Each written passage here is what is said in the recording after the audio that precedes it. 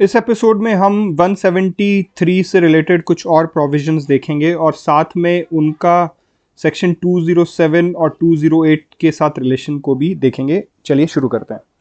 देखिए, जब police investigation करती है तो बहुत सारा साथ में वो डॉक्यूमेंटेशन करते हुए चलती है, जैसे रिकॉर्डिंग ऑफ स्टेटमेंट 161 के बयान जो हैं, ठीक है, या फिर मान लीजिए कन्फेशन को रिकॉर्ड होगा, या फिर मान लीजिए एक्सपर्ट ओपिनियन कुछ है, ठीक है, पोस्टमार्टम रिपोर्ट हो गया, ठीक है, डाइंग डिक्लेरेशन हो गई। तो इन सब चीज़ों का वो डॉक्यूमेंटेशन करता हुआ जाता है। तो सवाल ये है कि जब पुलिस अपनी पुलिस रिपोर्ट मजिस्ट्रेट को दे रही है, तो पुलिस रिपोर्ट क्या था, मैंने आपको बताया था ओपिनियन। और ओपिनियन किस पर बेस्ड है? ओपिनियन इन सब चीज़ों पर बेस्ड है कि जितना भी उसने डॉक्यूमेंटेशन किया है, इन सभी चीज़ों पर उसका ओपिनियन बेस्ड हुआ है। ऐसा तो है नहीं कि पुलिस हवा में अपना ओपिनियन बना लेगी। वो जो ओपिनियन बनेगा वो किस चीज पर बेस्ड होना चाहिए। तो basis of this opinion is all these documents. तो क्या जब पुलिस रिपोर्ट सबमिट की जाएगी, इन डॉक्यूमेंट्स को भी मजिस्ट्रेट को सबमिट करना है?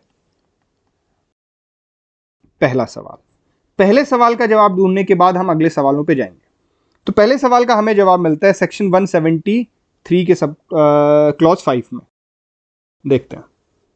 Please take out your bare act and read section 173 clause 5.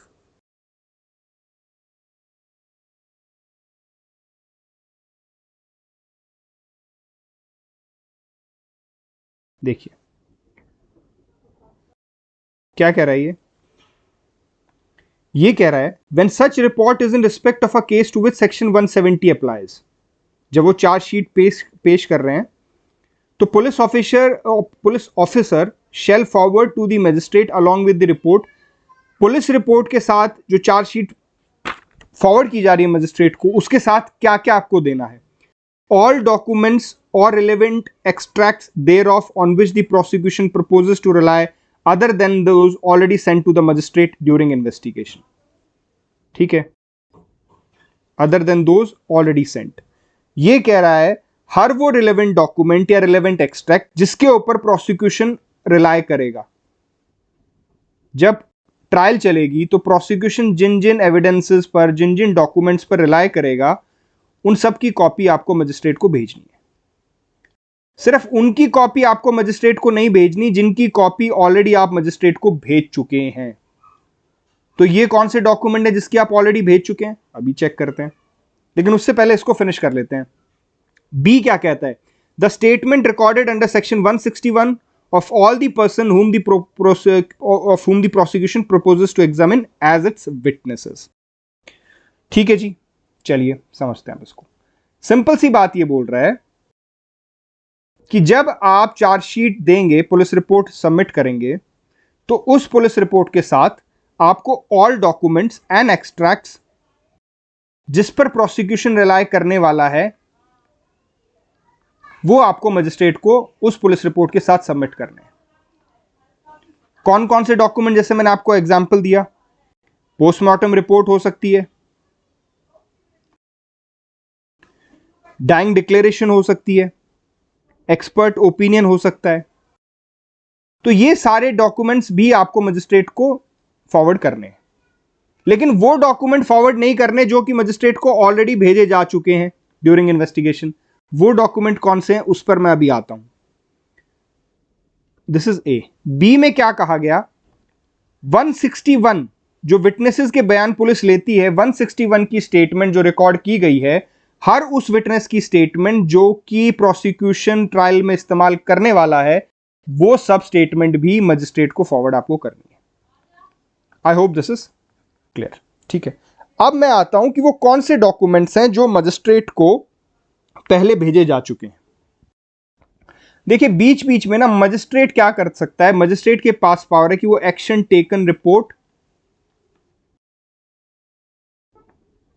सीख करता है इन्वेस्टिगेटिंग ऑफिसर या पुलिस ऑफिसर से। उदाहरण के तौर पे मान लीजिए जब एफआईआर रजिस्टर हुई तो सबसे पहले वो क्या भेजेगा? अकरेंस रिपोर्ट भेजेगा। तो अकरेंस रिपोर्ट में भी वो डॉक्यूमेंट भेजेगा। तो देखो आ गई ना डॉक्यूमेंट, पहले ही यहां पर आने से पहले ही डॉक्यूमेंट उसको भेजे जा चुके हैं। तो अब ये जो अकरेंस रिपोर्ट में एफआईआर और ये भेजा है, तो दोबारा भेजने की इसको जरूरत नहीं है। भेजे तो अच्छी बात है, नहीं भेजे तो भी वो ऑलरेडी उस फाइल पर आ चुके हैं अकरेंस रिपोर्ट के दौरान। अब जब अकरेंस रिपोर्ट आती है तो जनरली ट्रेंड है कि कुछ समय के बाद मजिस्ट्रेट पुलिस से एक्शन टेकन रिपोर्ट भी मांग सकता है कि भैया वो जो मामला आपने अकरेंस रिपोर्ट में भेजा था उसमें आपने क्या कार्रवाई की, क्या इन्वेस्टिगेशन की। तो वहां पर police action taken report magistrate को भेजेगी कि साहब इसमें हमने इससे पूछताछ की है, इसके बयान लिए हैं, और वो सब डॉक्यूमेंट्स मजिस्ट्रेट को भेज दिए जाएंगे। तो देखो मजिस्ट्रेट के पास आ गए ना डॉक्यूमेंट पहले ही, तो इन डॉक्यूमेंट्स को भी दोबारा भेजने की जरूरत नहीं है। तीसरी बात, कई बार क्या होता है कि कंप्लेंट केस में मान लीजिए पुलिस ने एफआईआर रजिस्टर की और अब इन्वेस्टिगेशन, पुलिस ने एफआईआर रजिस्टर नहीं की और इन्वेस्टिगेशन शुरू नहीं किया, तो जो विक्टिम था या जो इंफॉर्मेंट था, कंप्लेनेंट था, उसने कंप्लेंट केस डाल दिया section 200।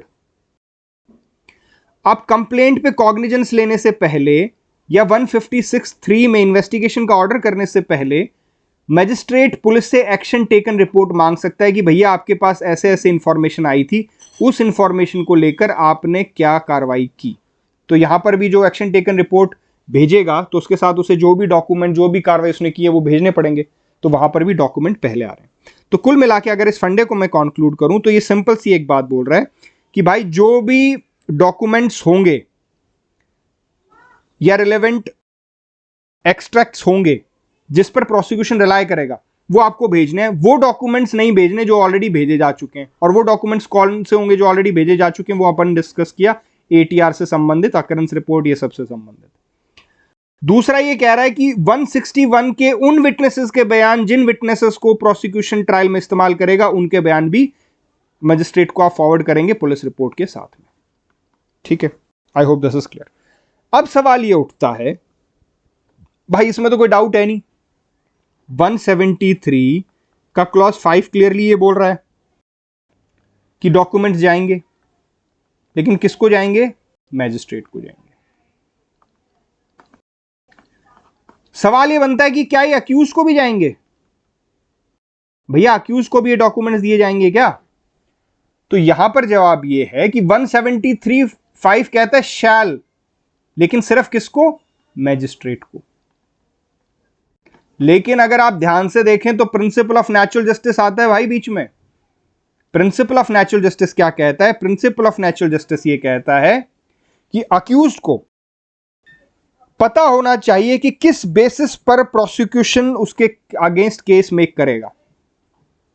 The accused shall know the basis upon which the prosecution will make the case।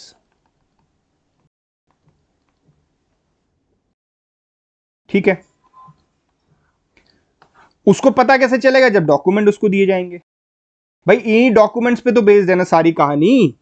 तो ये डॉक्यूमेंट जब तक तुम अक्यूज को नहीं दोगे तो अक्यूज को कैसे पता चलेगा कि क्या क्या खिलाफ, उसके खिलाफ एविडेंसेस है, किन किन बेस पर प्रोसिक्यूशन अपना केस लड़ने जा रहा है। और जब तक उसको ये नहीं पता चलेगा तो अपने आप को डिफेंड कैसे करेगा? और अगर उसको डिफेंड का अच्छा चांस नहीं मिला तो प्रिंसिपल ऑफ नेचुरल जस्टिस और आर्टिकल 21 तक प्रभावित होता है। तो इसलिए जरूरी है कि भाई अक्यूज को भी ये डॉक्यूमेंट्स दिए जाएं। अब अक्यूज को डॉक्यूमेंट दिए जाएं तो किसकी जिम्मेदारी लगाएं? भाई पुलिस ऑफिसर की जिम्मेदारी तो आपने शैल करके लगा दी कि वो तो मजिस्ट्रेट को देगा, लेकिन वो अक्यूज को देगा उसके बारे में कुछ नहीं कहा।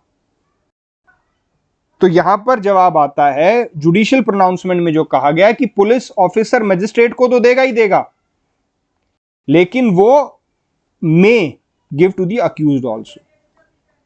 अब यहां पर तो मे आ गया, मान लीजिए पुलिस ऑफिसर ना दे तो किसी की तो जिम्मेदारी लगाओगे ना भाई। तो जिम्मेदारी लगाई हमने मजिस्ट्रेट साहब की। क्या जिम्मेदारी लगाई? मजिस्ट्रेट साहब की जिम्मेदारी ये लगाई कि भैया आप जो डॉक्यूमेंट्स हैं, जितने भी डॉक्यूमेंट्स हैं जिनके ऊपर प्रोसिक्यूशन रिलाय करेगा, और जो भी डॉक्यूमेंट्स हैं केस के संबंध में, वो आप अक्यूज को देंगे। हमें कैसे पता है मजिस्ट्रेट की जिम्मेदारी लगाई? फिर आता है पिक्चर में सेक्शन 207 और सेक्शन 208, क्योंकि सेक्शन 207 और सेक्शन 208 में यह जिम्मेदारी लगाई गई। अब निकालिए आप section 207।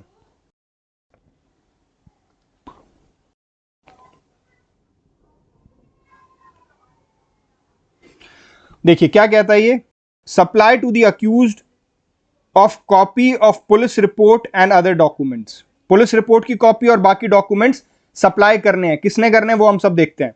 In any case where the proceeding has been instituted on a police report, please mark this. Section 207 सिर्फ और सिर्फ तब अप्लाई होगा जब मैजिस्ट्रेट कॉग्निजेंस ले रहे हैं पुलिस रिपोर्ट पर, ठीक है।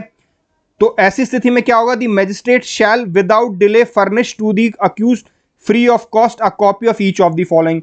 ये आप खुद पढ़ लीजिएगा, पुलिस रिपोर्ट है, एफआईआर की कॉपी है, 161 के बयान है, 164 के बयान है, ये लिस्ट आप यहां से देख लीजिएगा। मैं आपको यहां से इतना समझाना चाह रहा था कि 207 ये क्लियरली बता रहा है कि मैजिस्ट्रेट की रिस्पॉन्सिबिलिटी है, अगर वो कॉग्निजेंस ले रहा है पुलिस रिपोर्ट पर तो उसे अक्यूज्ड को डॉक्यूमेंट्स देने हैं।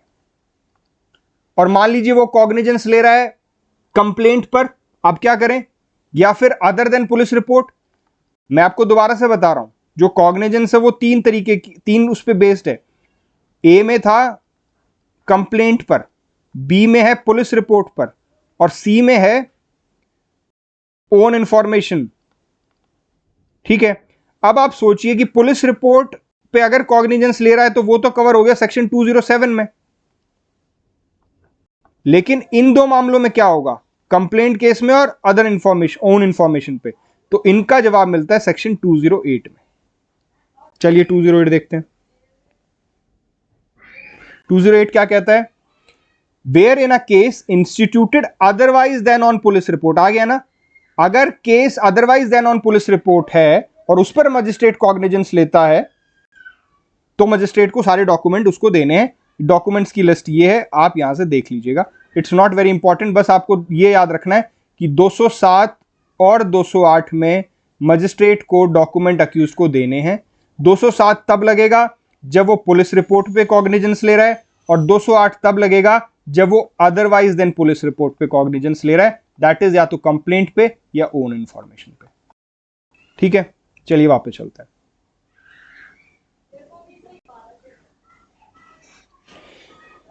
ठीक है, तो आई होप दिस इज क्लियर। 207 में पुलिस रिपोर्ट पे कॉग्निजेंस है और 208 में otherwise than on police report पे कॉग्निजेंस है। मुद्दा वही है कि भैया डॉक्यूमेंट आपको अक्यूज को देने हैं, नेचुरल जस्टिस आर्टिकल 21 फंडे वही लगेंगे इसमें भी, ठीक है। लेकिन यहां पर एक छोटी सी दिक्कत आती है, देखिए एग्जाम पॉइंट ऑफ व्यू से यहां तक अपना कहानी डन, इससे आगे एग्जाम पॉइंट ऑफ व्यू से आगे हमें नहीं पढ़ना, लेकिन एक कॉन्सेप्ट है जो इंटरव्यू में पूछा जा सकता है और आपको पता होना चाहिए, ठीक है। उस कॉन्सेप्ट को समझने के लिए हमें दोबारा जाना पड़ेगा सेक्शन 208 में। निकालिए सेक्शन 208। सेक्शन 208 क्या कह रहा है, देखिए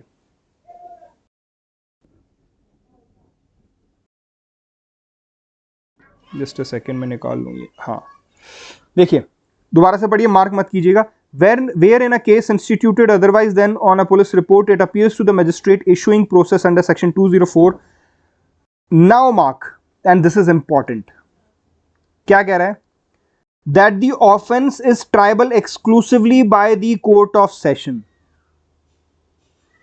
the magistrate shall without, अब मार्क मत कीजिए, the magistrate shall without delay furnish to the accused free of cost। तो इस भाई साहब ने क्या कहा, इसने कहा 208 में ये बोल रहा है कि otherwise than on police report, तो 208 में डॉक्यूमेंट देने हमें समझ में आ गया, लेकिन कह रहा है कि कौन से मामलों में, exclusively tribal bye court of session. तो देखो हमने ये सीआरपीसी के शुरुआत में एक चीज समझी थी, मैं थोड़ा सा आपको रिमाइंड कराता हूं फंडा क्लियर करने के लिए। देखो मजिस्ट्रेट क्या करेगा, मजिस्ट्रेट करेगा, लेगा कॉग्निजेंस। अगर वो मामला, दो तरीके के मामले हो सकते हैं, या तो वो मामला मजिस्ट्रेट ट्राई कर सकता है या वो मामला कोर्ट ऑफ सेशन ट्राई कर सकता है, exclusively try court of session कर सकता है, मजिस्ट्रेट नहीं कर सकता है। तो अगर वो मामला court of session exclusively triable है तो मजिस्ट्रेट कॉग्निजेंस लेगा और कोर्ट ऑफ सेशन को केस कमिट कर देगा, ये हमने पढ़ा था। तो 208 ये कह रहा है कि भैया जब मामला otherwise than on police report है और exclusively triable by court of session है तो उसको डॉक्यूमेंट देने हैं, ठीक है। अगर कोर्ट ऑफ सेशन द्वारा एक्सक्लूसिवली ट्राइबल है तो डॉक्यूमेंट देने हैं। सवाल यह बनता है कि भैया कोर्ट ऑफ सेशन द्वारा अगर एक्सक्लूसिवली ट्राइबल नहीं है, मजिस्ट्रेट ट्राई करेगा तो क्या डॉक्यूमेंट नहीं देने? क्योंकि आप तो ये कह के चल रहे हैं कि अगर कोर्ट ऑफ सेशन ट्राइबल है तो डॉक्यूमेंट दे दो। तो भैया इसमें तो वकील साहब ये भी इंटरप्रिटेशन निकाल सकते हैं ना कि जनाब इसमें तो क्लियरली लिखा है कि कोर्ट ऑफ सेशन में ट्राइबल है तो ही डॉक्यूमेंट देने हैं, मजिस्ट्रेट अगर ट्राइबल है तो डॉक्यूमेंट देने की जरूरत नहीं है। तो क्या ये पॉसिबल है? इस पॉसिबिलिटी की देखने के लिए हमें पहले 207 देखना पड़ेगा कि 207 में क्या कहा गया है। देखिए 207 पढ़ते हैं।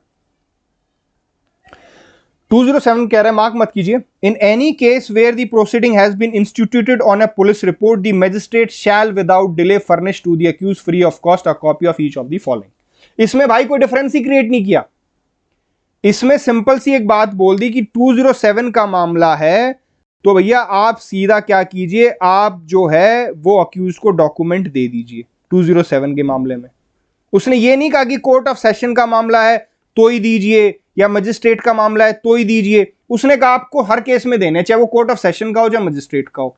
हर केस में क्यों देने? क्योंकि उन्होंने कोई डिस्टिंक्शन नहीं किया। यहां पे तो डिस्टिंक्शन कर दिया ना, सिर्फ कोर्ट ऑफ सेशन। तो अगर साइलेंस है तो इसका क्या मतलब हुआ कि हर मामले में देने हैं। लेकिन यहां पर क्या किया कि कोर्ट ऑफ सेशन का डिस्टिंक्शन कर दिया और मजिस्ट्रेट के बारे में कुछ कहा ही नहीं। तो यार लॉजिक तो बनता है, एक प्रोविजन जो आगे पीछे है 207 और 208 आगे पीछे प्रोविजन है, यहां पे आप कुछ भी नहीं रेफर कर रहे हो, कुछ भी मेंशन नहीं कर रहे हो, और यहां पर आप सीधा कह रहे हो सिर्फ कोर्ट ऑफ सेशन वाले मामले में मजिस्ट्रेट की जिम्मेवारी है और मजिस्ट्रेट के मामले को आप छोड़ देते हो, तो दिक्कत होगी ना। तो 207 में तो भैया चाहे मामला कोर्ट ऑफ सेशन का हो या मजिस्ट्रेट का हो, आपको डॉक्यूमेंट देने हैं। और 208 में अगर कोर्ट ऑफ सेशन का मामला है तो आपको डॉक्यूमेंट देने, ये 208 आपको क्लियरली कह रहा है। लेकिन अब हम इसको इस तरीके से खाली तो नहीं छोड़ सकते, तो हमें इंटरप्रिटेशन करनी पड़ेगी। तो कोर्ट ने जो इंटरप्रिटेशन की है, कोर्ट ने यह कहा है कि भैया जब तक पार्लियामेंट इस मुद्दे पर अमेंडमेंट करके इसमें मजिस्ट्रेट भी नहीं जोड़ता, अभी तो सिर्फ कोर्ट ऑफ सेशन है, अब अमेंडमेंट कौन कर सकता है? सीआरपीसी में पार्लियामेंट करेगा। जब तक 208 में पार्लियामेंट में अमेंडमेंट नहीं होती है, the power and duty of the magistrate to give the documents to the accused in a case instituted otherwise than on a police report triable by the judicial magistrate shall be read implicit under section 208 read with section 204। क्या मतलब हुआ? मतलब यह हुआ कि जब तक amendment नहीं होती है तो जो मामला मजिस्ट्रेट ट्राई करेगा वो मामला भी 208 में कंसिडर किया जाए और मजिस्ट्रेट वाले मामले में भी अक्यूज को सारे डॉक्यूमेंट देने। It is as simple as that. देखिए ये सारी चीजें ना मेंस में प्रीलिम्स में नहीं पूछी जाएंगी, जो अभी मैंने पिछले 5 मिनट में बताया, ठीक है, but it might be asked in the interview and conceptually you should be strong. And मैंने नोट्स में भी ये लिख दिया है, वहां पर आप चेक कर लीजिएगा कि नोट में ये लिखा है, नोट्स में, कि भैया ये मामला इंटरव्यू के मतलब का है, तो आपको उसी तरीके से पढ़ना है। ठीक है जी, चलिए आगे चलते हैं।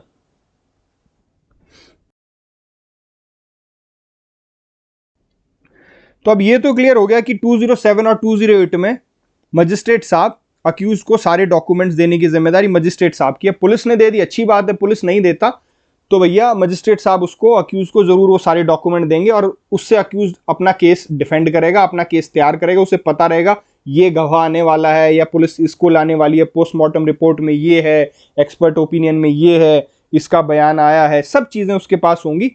तो उसके पास एक अपॉर्चुनिटी रहेगी कि वो अपने आप को अच्छे से डिफेंड कर सके। ठीक है, उसको नेचुरल जस्टिस हमने दे दिया आर्टिकल 21 में, उसकी लाइफ एंड पर्सनल लिबर्टी का पूरा ध्यान रखा गया है।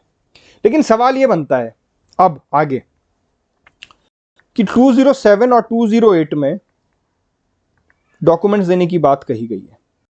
क्या ऐसी भी सिचुएशन आ सकती है कि मजिस्ट्रेट सभी डॉक्यूमेंट ना दे? मान लीजिए 1 2 3 4 5 7 8 नहीं, मतलब 1 2 3 4 5 6 7 8 टोटल 8 डॉक्यूमेंट्स हैं। I am just giving an example. उसमें क्या हो रहा है कि मजिस्ट्रेट साहब जो हैं वो सिर्फ 1 2 3 4 और ये लास्ट के ये 2 दे रहे हैं और इन 2 को नहीं दे रहे हैं। तो क्या ऐसा किया जा सकता है कि सिर्फ ये डॉक्यूमेंट्स उसको दे दिए जाएं और ये छोड़ दिए जाएं कि भैया ये डॉक्यूमेंट मैं आपको नहीं दूंगा? तो भैया एक तरफ तो हम नेचुरल जस्टिस की बात कर रहे हैं, आर्टिकल 21 की बात कर रहे हैं और एक तरफ उसको डॉक्यूमेंट नहीं देने का सवाल पूछ रहे हैं। तो इसका लॉजिक, और क्या सीआरपीसी में इसको लेके कुछ बात कही गई है वो चेक करते हैं। निकालिए सेक्शन 173 क्लॉज 6।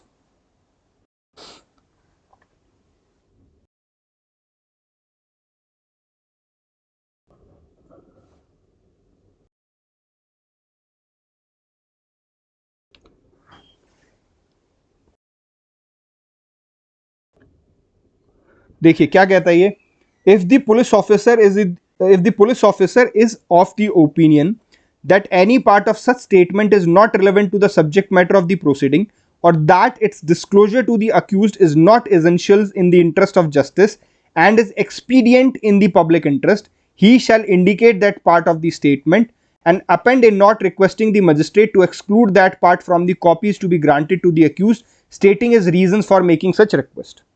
सिंपल सी, बिल्कुल सिंपल सी बात है। डायरेक्ट एक बात बोल रहा है कि भैया दो सिचुएशन में, देखिए पुलिस ऑफिसर रिक्वेस्ट करेगा, कब नहीं देगा मजिस्ट्रेट? जब पुलिस ऑफिसर रिक्वेस्ट करे।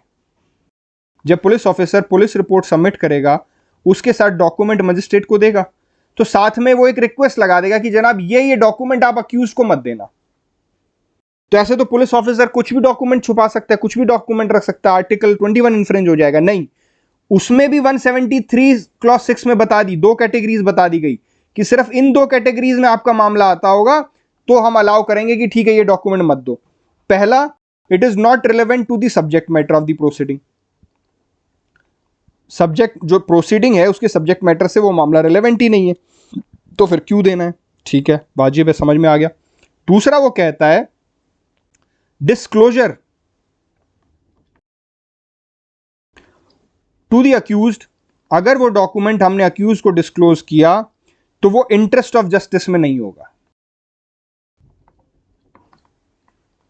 या वो पब्लिक इंटरेस्ट में नहीं होगा।